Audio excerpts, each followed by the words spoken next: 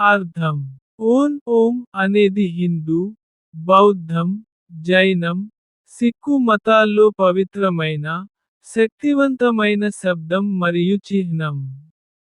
విశ్వం ఆవిర్భవించినప్పుడు పుట్టిన మొదటి ధ్వనిగా, సృష్టికి మూలం, సృష్టి, స్థితి, లయం అనే త్రయం దశలను సూచించే మూల శబ్దంగా పరిగణించబడుతుంది. 3 అక్షరాల అర్థం. ఓం పదం 3 అక్షరాలతో అ, ఉ, మ ఉంటుంది.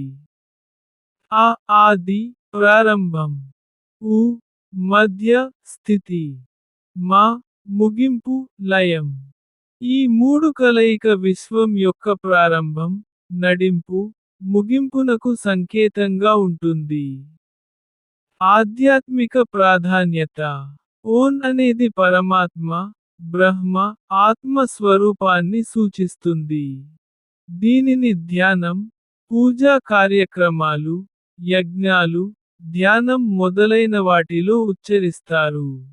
ఇది మనస్సును ఏకాగ్రత చేయడంలో, శక్తిని పెంపొందించడంలో సహాయపడుతుంది. విశ్వమంతా ప్రాధాన్యత.